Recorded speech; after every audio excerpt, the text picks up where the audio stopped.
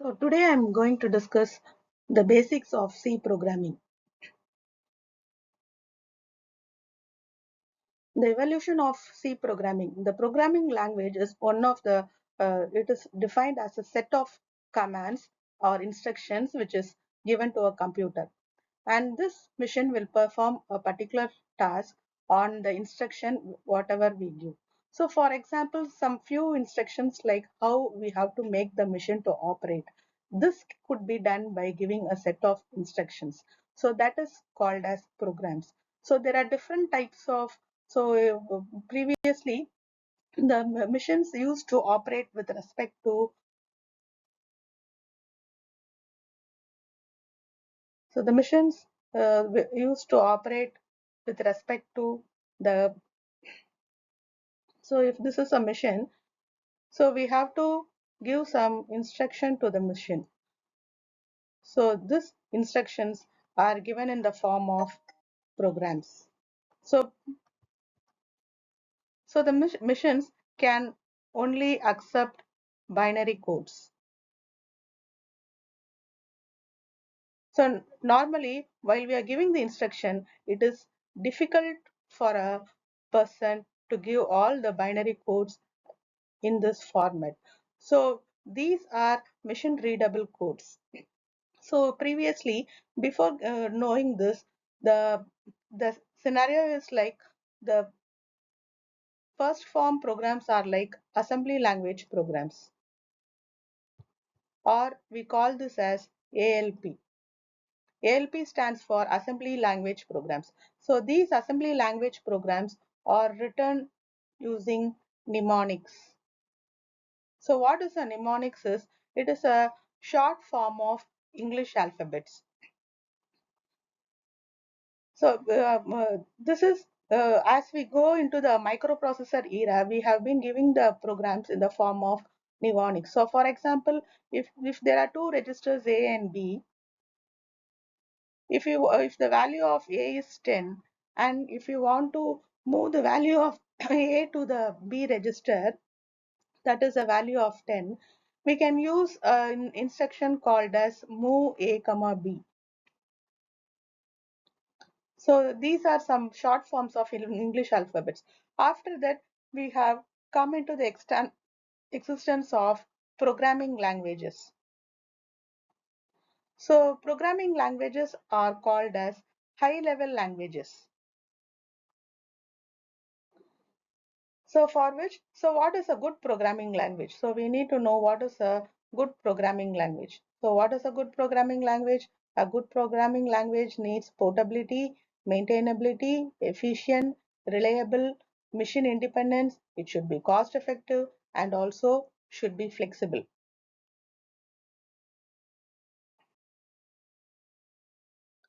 So what is problem solving? So how we have to solve the problems? So the problems are, the first thing is,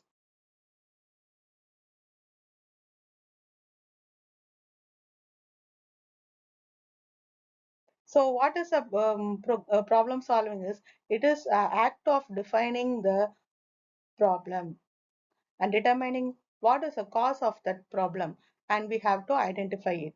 So and prioritizing and selecting the alternatives. The first step is we have to define the problem, and we have to generate new ideas, implement and evaluate, and then we have to select.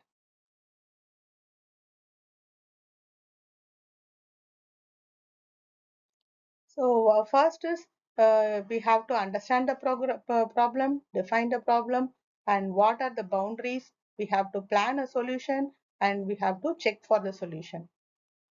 So these are the steps for problem solving. So before we get the problem, we have to write the algorithm and also the pseudocode. So what is an algorithm? So what is an algorithm and what is pseudocode? An algorithm is a step-by-step design to solve a problem, and we have to accomplish the task. So the algorithm are usually written in pseudocodes of your speaking language. So how to write a program is, we have to first get the detailed information, we have to analyze the problem, think of problem solving, we have to review it, what is the basic structure, and also optimize, and we have to refine.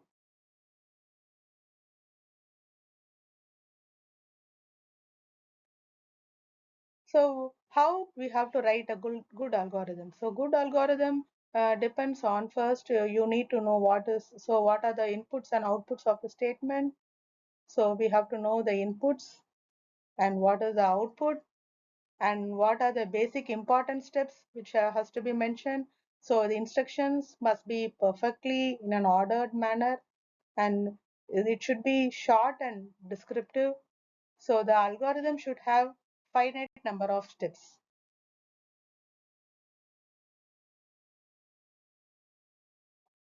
So for example, how to write an uh, addition of two numbers. So before that, we can draw a flowchart for this one. So first is start. So this is a symbol of start. Then we have to declare how many variables. So that is given by this parallelogram. So how many numbers x or y, how many, or what is the input and what is output. X and y are the input, sum is the output. So after that we have to read the numbers 1 and 2. So after that we have to write sum is equal to x plus y. So x and y values are added and stored inside sum, and we have to print the sum. So at last this will end the program. So this is how you have to go for the algorithms.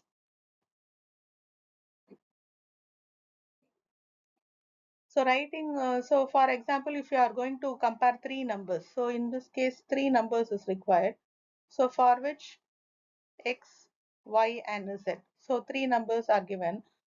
First, we have to read the value. So for example, if the x value is 2, y is 3, z is 4. So first we have to compare all the three numbers.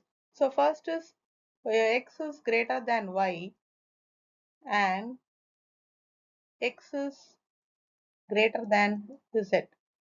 So if it will check x is greater than y or x is greater than z. So if this is not, so if x is greater means that will be displayed as largest. So in this case, this won't be displayed. So we go for the else statement.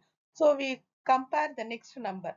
So y is greater than x and y is greater than x and y is greater than z. So in this case also the number 2 is not displayed because the value of y is equal to 3. So we have to go for the third option.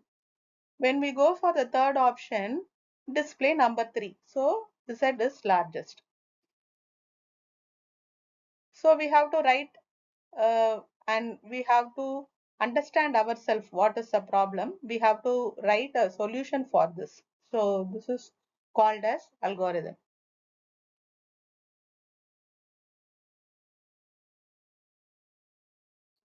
So the next is you have to write a pseudocode. So what is a pseudocode is, so always use capital letters, the initial word, often one of the main six constructs. So and you have to make only one statement per line, and you have to show the hierarchy, improve readability, show nested structures. You have to use n keyword, okay, and then the statement programming language is independent. So this is how you have to write the pseudocode.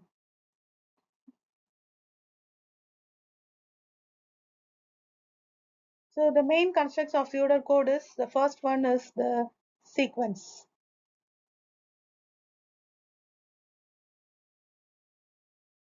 And then while conditions, for, if else, case.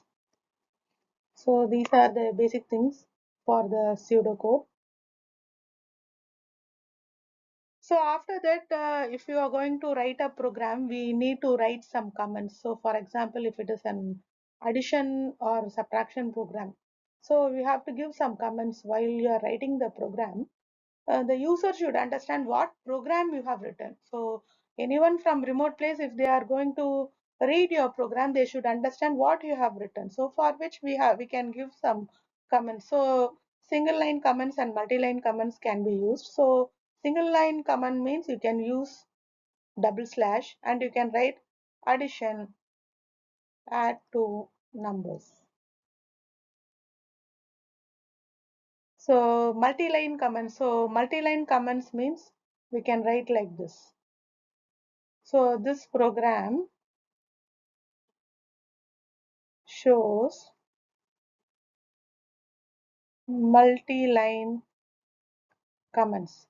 So when we start with asterisk and star, you have to terminate by means of slash and asterisk. So this is how while a person, if he reads a program, he can able to understand what program you have written.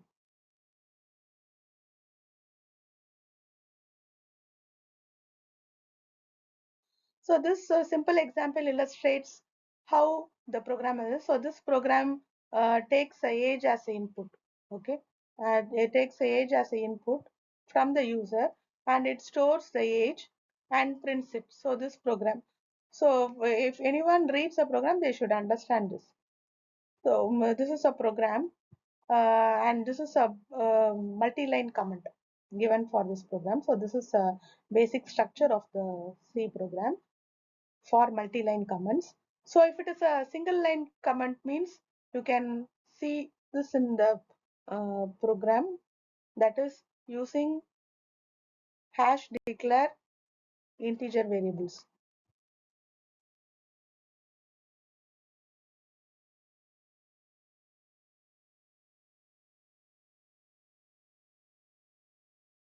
So introduction to C, the basic structure of the C program is, so the C program was found by Dennis Ritchie. So this was invented in the year this was invented in the year 1972. It was primarily a system programming language for creating an operating system. And the main features of C, why we go for C languages, it is simple set of keywords and C program is suitable for system programming like operating system or compiler development. Many advanced programs have come when compared to C. So those are Java, PHP, JavaScripts and other programming languages using C. So the basic structure of the C program is, so the C program always should start with a header file. So the header file starts with hash include stdio.h, the main function with return types, variable declaration, and the body of the function and what is a return type. So if this is a return type for the main function, so if the return type, if you take this as void means this return statement can be eliminated.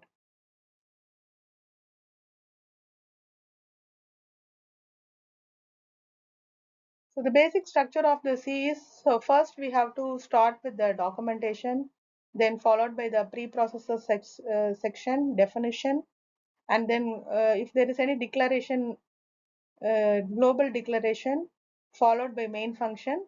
And if there is any user-defined function to do multiple tasks, we can make use of the user-defined functions.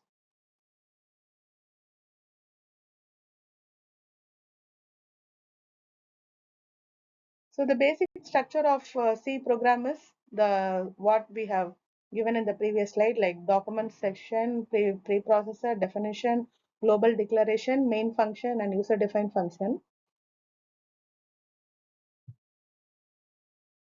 So what is the documentation section is the comment, single line comment and multiple line comments.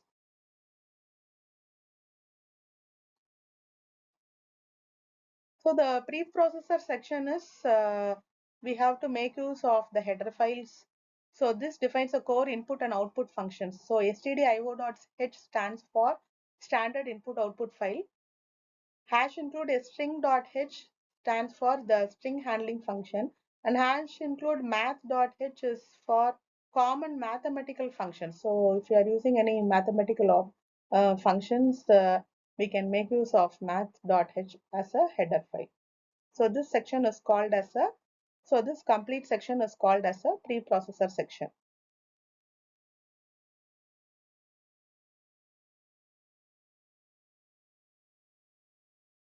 So the definition section, we can make use of the hash defined directives. So we can make use of the hash define. So hash define a equal to 5 means we are going to define the value of a equal to 5.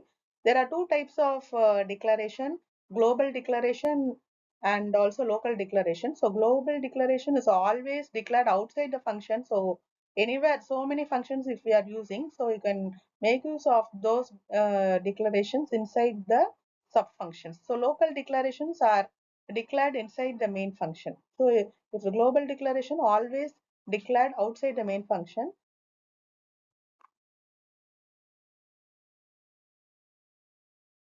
So what is the main function is, so always the C function from this part, the execution, the programs are executed at first.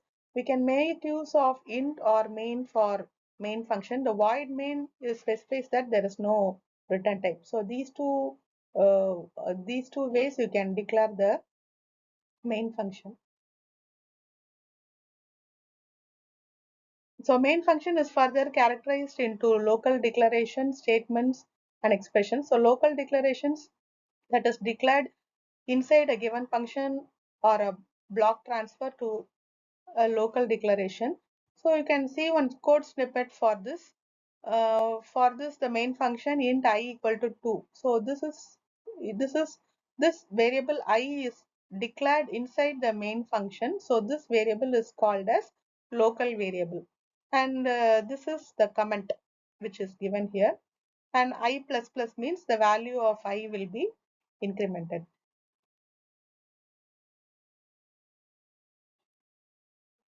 So the main function has different statements, namely if statement, if else, while, do, for the main function. So there can be any expressions, addition or subtraction. So user defined functions.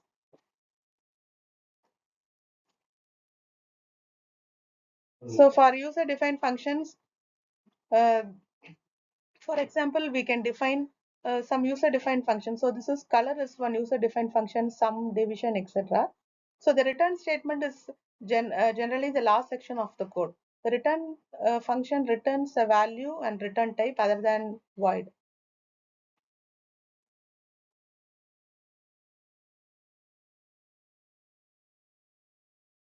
So for example, here this is the sum of two numbers. So sum of two numbers, how we can do this is, so this first is we have to start with the uh, include statement, hash include stdio.h. In that first is you have to use the main function int main. We have to declare the variables. So variables are a, b and sum. This statement is used to print the numbers. So this will be displayed on the screen. So scanf is used to read the inputs. So for calculating the sum, we can use sum is equal to a plus b. So always while you are writing the syntax, we have to terminate each and every line by means of semicolon while we are using a while we are writing a program code using C, and return will return the integer value. So the output is, if you give the value of a is equal to 2 and b equal to 3, the sum will be printed as, so here it is given the sum. So a, b and sum. So the value of sum is 5.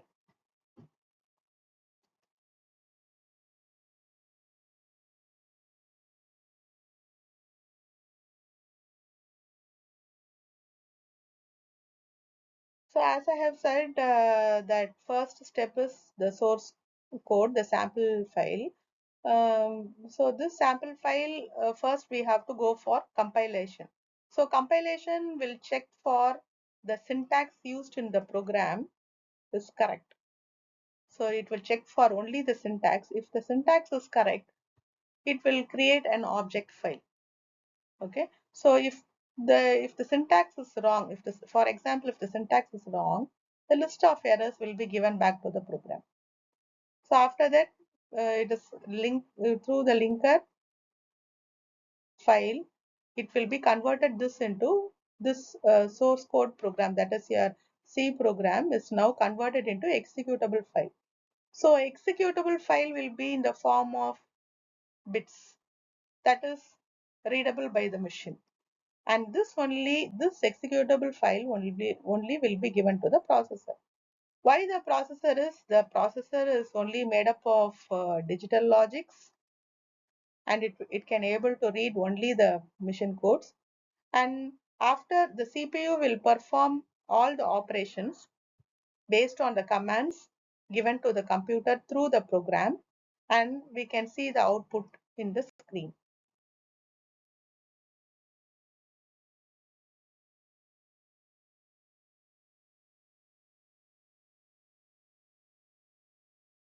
The next section is about variables. So variables is the some memory location which is stored inside the processor, and it can be reused many times. The data types for the variables are declared as integer, float. So integer means all whole numbers, and float means real numbers. Character means if you use character. So for which the keywords used for integers are the keywords used for integers are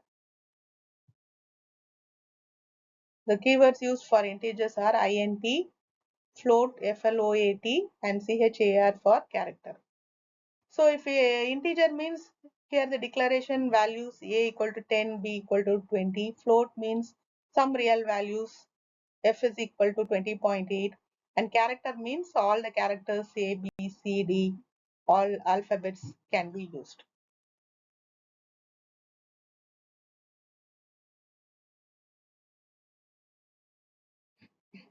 So rules for defining the variables. A variable should always start with a alphabet. Okay, so the variables should always start with an alphabet and underscore only. So you cannot use any digit. So no white space is used.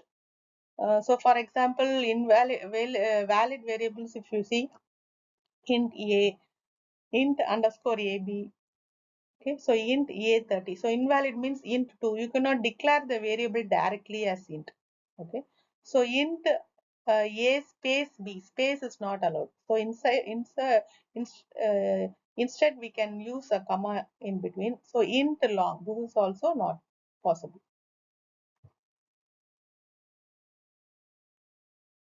So variables. So if you see the variables, it's classified as global variables, local variables, static variables, automatic variables, and external variables.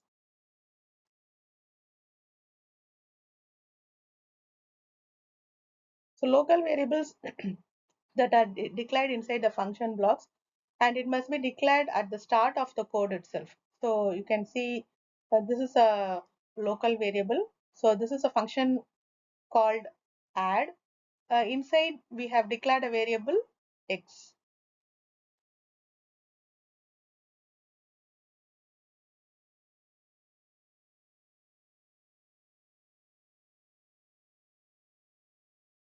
So global variable is declared outside the function, or a function or a block is called as global variable. Any function can change the value.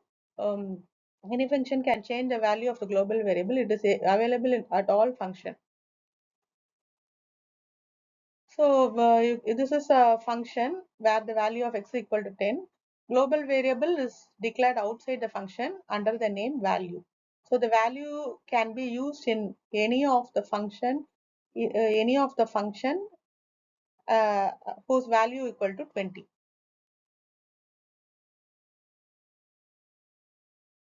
So static variable starts with the keyword static. It retains multiple function calls. So static means once if the value is allocated as 10, that is y equal to 10, you cannot change it anywhere. So for which we are using the keyword called static.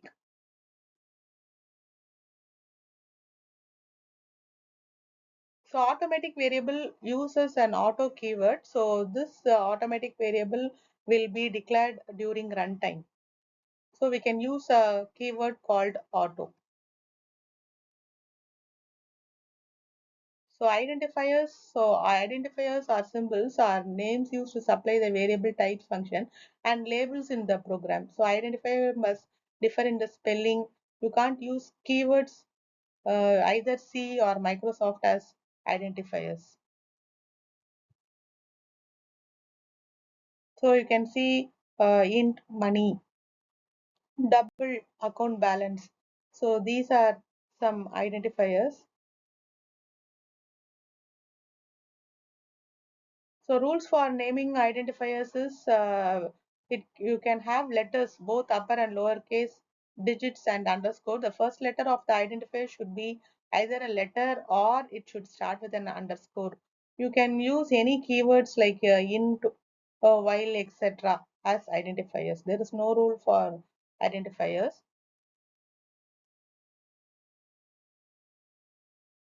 So for constant,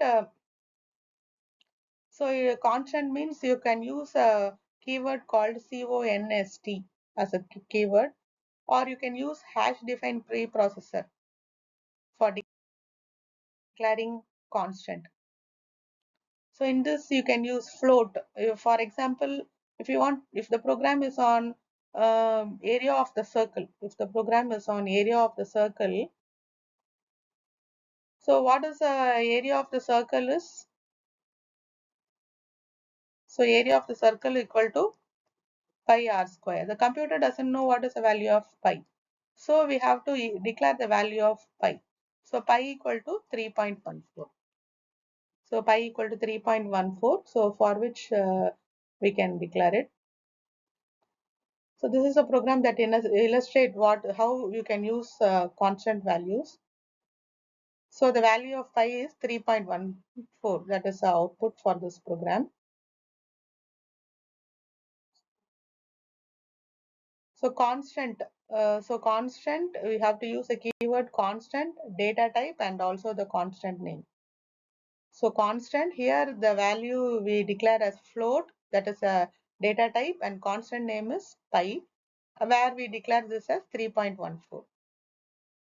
So if we modify the value of pi equal to 4.5, that also will lead to an error.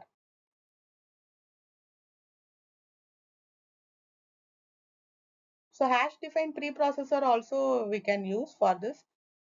Simply instead of using constant keyword along with the header file, we can use the function that is hash define. Hash define as pi equal to 3.14. So the output is 3.14. So there are different types of constants in C: numeric constant, character constant. So in numeric constant, integer constant, real constant, character constant, single character constant, string constant, and backslash character constant.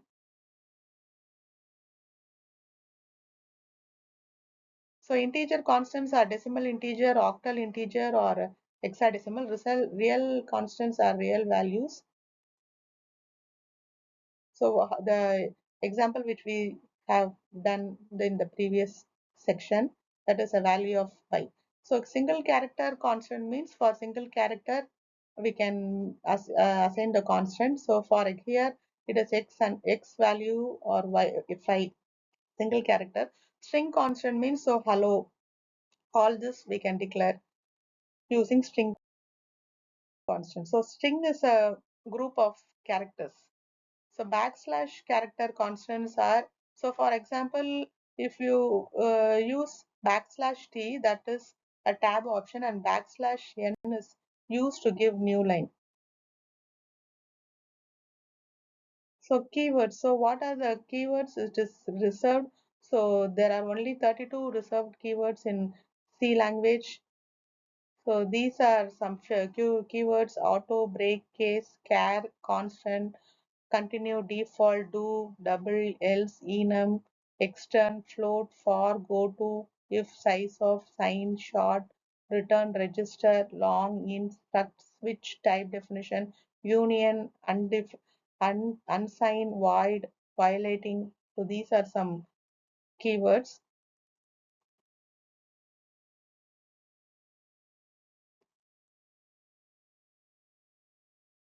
So what are the input-output statements? So we are using the standard input-output file hash include stdio.h.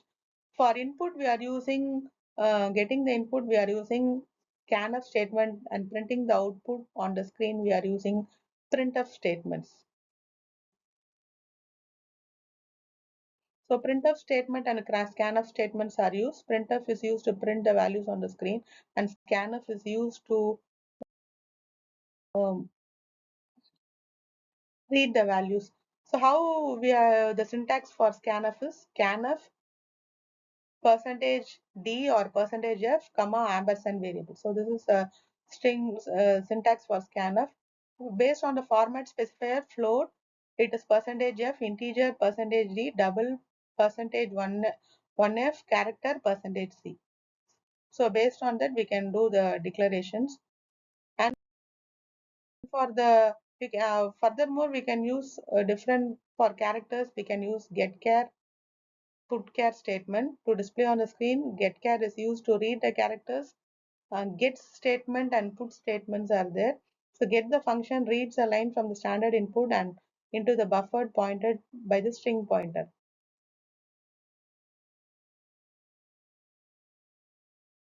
The input and output functions gets scanf statements can be used. Thank you.